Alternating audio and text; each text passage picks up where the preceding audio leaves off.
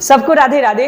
तो आज हम लोग बात करने वाले हैं क्लास 12 के चैप्टर नंबर 1, जिस चैप्टर के नाम है इंडियन सिविलाइजेशन एंड कल्चर। और उस चैप्टर की हम लोग देखेंगे समरी।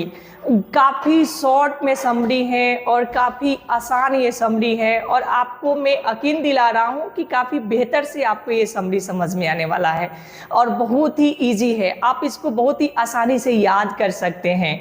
अगर इस समरी को आप थोड़ा सा ध्यान से देखते हैं तो मैं यकीन दिलाता हूं कि यह समरी आपके दिमाग में पूरी तरह से बैठ जाएगी, निकलेगी नहीं। तो काफ़ी आसान है और काफ़ी इसमें जो वर्ड यूज किया गया बहुत ही सिंपल वर्ड यूज किया गया है, कोई भी जटिल वर्ड यूज नहीं किया गया है। थोड़ी सी इंट्रोडक्शन देने के बाद हम लोग समरी को स्टार्ट कर देंगे। तो चलिए बिना देर किए हुए देखते हैं। जैसे कि आप यहाँ पर देख सकते हैं कि चैप्टर के नाम क्या है, इंडियन सिविलाइजेशन एंड कल्चर है, ठीक है ना। और ये राइटर कौन है, तो हमारे महात्मा गांधी, यानी ये हमारे महात्मा गांधी के द्वारा लिखा गया है। तो आगे देखते हैं कि जन्म की बात करता हूँ, मंथ की बात करता हूँ, तो 2 अक्टूबर यानी 2 अक्टूबर यानी 1869 को पोरबंदर, ठीक है ना, इन गुजरात में इनकी क्या हुई है, जन्म हुई है। यानी पोरबंदर जो है वो गुजरात में है, वहां पर इनकी क्या हुई है, जन्म हुई है। यानी 2 अक्टूबर कब, तो 1869 को। चलिए ज्यादा बात नहीं करते, आप बहुत ही बेहतर से इनके बारे में जानते होंगे। मृत्यु की बात करूं तो 8 जनवरी 1948 in the compound of Birla में इनकी क्या हुई है, मृत्यु हुई है। कहाँ मृत्यु हुई है सर, कहाँ मृत्यु हुई है, याद रखिएगा, कहाँ, कंपाउंड ऑफ बिरला, कब, 30 जनवरी 1948 में। इस चैप्टर को मैंने स्टार्ट किया है और इंट्रोडक्शन देने के बाद हम लोग पैराग्राफ 2 पैराग्राफ हमने देखा था, ठीक है ना। अगर आपने नहीं देखा हो तो मैं जरूर चाहूंगा कि आप इसके पहले वाले वीडियो को जरूर देखें। और पैराग्राफ बाय पैराग्राफ रोज वीडियो को 2 या 3 दिन में अपलोड किया जा रहा है, तो मैं चाहूंगा कि आप इसके पीछे वाले वीडियो को जरूर देखें। तो चलिए आगे बात करता हूं। तो महात्मा गांधी क्या है, ये जाने जाते हैं, किससे जाने जाते हैं, तो फादर ऑफ द नेशन, बापू के नाम से भी जाने जाते हैं, ठीक है ना। फादर ऑफ नेशन के नाम से भी जाने जाते हैं, राष्ट्रपिता या बापू के नाम से प्रसिद्ध है, जाने जाते। तो अब हम लोग देखेंगे इनके समरी को, एक एक लाइन को समझने की कोशिश करेंगे। तो काफी आसान, काफी इजी और काफी शॉर्ट ये क्या है, समरी है। मैं चाहूंगा कि आप ध्यान से देखें और अपने नोटबुक में इसे जरूर नोट करें। समरी है तो सबसे पहले बात करेंगे यहाँ पर इंडियन सिविलाइजेशन। देखिए, Indian civilization and culture is on essay, ठीक है ना। ये क्या है, एक निबंध है। यहाँ पर कहा जा रहा है कि जो इंडियन सिविलाइजेशन एंड कल्चर है, भारतीय संस्कृति और जो सभ्यता है, वो क्या है, एक निबंध है, एक एसे है, राइटन बाई, यानी किसके द्वारा लिखा गया है, तो महात्मा गांधी, ठीक है ना। राइटन बाई महात्मा गांधी, ये महात्मा गांधी के द्वारा क्या किया गया है, तो लिखा गया है। यानी Indian civilization and culture is on the essay, ठीक है ना, राइटन बाई महात्मा गांधी। यानी इंडियन सिविलाइजेशन एंड जो कल्चर है वो क्या है, एक तरह के ऐसे है, और ये किसके द्वारा राइट किया गया है, तो हमारे महात्मा गांधी के द्वारा राइट किया गया है। आगे से देखते हैं। ही वॉज बोर्न ऑन 2 अक्टूबर 1869 इन पोरबंदर इन गुजरात, यानी इनका जन्म जो है 2 अक्टूबर, ठीक है ना, 1869 को कहाँ हुआ है, तो गुजरात में हुआ है। गुजरात के किस जगह, तो पोरबंदर, ये आप याद रखना है सर। नेक्स्ट देखते हैं। हमें पता है कि आपको ये सारी चीजें याद होगा। इन दिस, यानी इसमें, इन दिस का मतलब इसमें किसमें, तो इन ऐसे, यानी इस ऐसे में, इस निबंध में, ठीक है ना, महात्मा गांधी है द हाईलाइटेड। महात्मा गांधी क्या करते हैं, हाईलाइट करते हैं, यानी दिखाने की कोशिश करते हैं, यानी बताने की कोशिश करते हैं। यानी जब भी हम कुछ पढ़ते हैं तो जो इंपॉर्टेंस वर्ड होती है या सेंटेंस होती है, तो हमें टीचर, हमारे जो सर होते हैं, वो बोलते हैं कि उसे अंडरलाइन कीजिए या हाईलाइट कीजिए। हाईलाइट मतलब कि वो दिखे, जब भी पढ़े तो वो दिमाग में रहे कि हाँ ये वर्ड, ये सेंटेंस इंपॉर्टेंस है। तो उन्होंने क्या किया है, in this essay Mahatma Gandhi has the highlighted the important feature. उन्होंने महत्वपूर्ण इसमें जो फीचर है, जो इसकी विशेषताएं हैं, ठीक है ना, किसकी, तो ऑफ, ठीक है ना, इंडियन सिविलाइजेशन एंड कल्चर की। इस निबंध में महात्मा गांधी ने मुख्य विशेषताओं पर, यानी जो इंपॉर्टेंट फीचर है उस पर उन्होंने क्या डाला है, तो प्रकाश डाला है। यानी भारतीय संस्कृति और जो सभ्यता है, इस पर उन्होंने क्या डाला है, प्रकाश डाला है। करना, प्रकाश डालना मतलब हाईलाइटेड करना, ठीक है। नेक्स्ट ही से, वो कहते हैं डैट की foundation of Indian civilisation is the for the better than the western civilisation. यानी वो कहते हैं कि भारतीय सभ्यता की नींव पश्चिमी सभ्यता से क्या है, कहीं बेहतर है।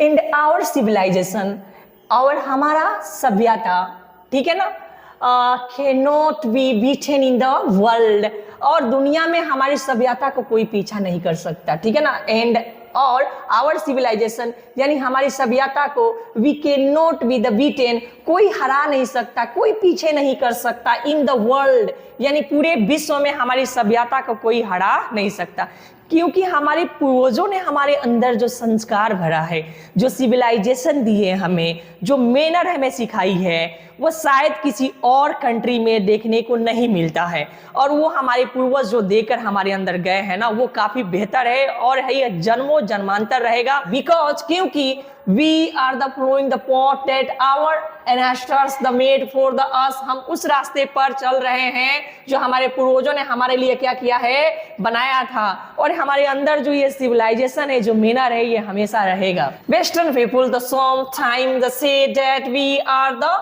Uncivilised, ignorant and the stolid. पश्चिमी लोग कभी कभी कहते हैं कि हम असभ्य हैं, अज्ञानी हैं और मूर्ख हैं। पश्चिमी जो लोग हैं वो हमें क्या कहते हैं, हमारे ऊपर वो ब्लेम डालते हैं, हमारे ऊपर वो आरोप लगाते हैं कि हम क्या हैं, अशिक्षित हैं, असभ्य हैं और क्या है तो मूर्ख हैं, जबकि हम लोग ऐसे हैं नहीं। ये हमारी योग्यता के क्या है, खिलाफ है। लेकिन महात्मा गांधी डिसएग्रीज यानी गांधी इससे सहमत नहीं है। He thinks this the idea is the wrong, और उनका मानना है कि यह विचार क्या है, गलत है। यानी जो यूरोपियन लोग हैं, जो वेस्टर्न के लोग हैं, ठीक है ना, जो पश्चिमी लोग हैं, वो हमें कहते हैं कि हम अज्ञानी हैं, असभ्य हैं, मूर्ख हैं, जबकि वो उनका कहना क्या है, गलत है। ये हमारी योग्यता के क्या है, खिलाफ है, ठीक है ना। उनकी जो विचारधारा है वो गलत है हमारी प्रति। ये कौन कह रहे हैं, तो महात्मा गांधी कह रहे हैं, ठीक है ना। आगे सर देखते हैं, ही बिलीव, वह विश्वास करते हैं या उनका मानना है that we can do everything that the western the people do. उनका मानना है कि हम वह सब कुछ कर सकते हैं जो पश्चिमी लोग करते हैं। मेरा मानना है कि जो पश्चिमी लोग करते हैं ना, हम उनसे बेहतर कर सकते हैं और करते आए हैं और करते जा रहे हैं, ठीक है ना। नेक्स्ट देखते हैं, ठीक है, एंड हाउ वी आर, हालांकि our culture in the way, ठीक है ना, our culture in the way of life don't always allow us to do the same thing they do.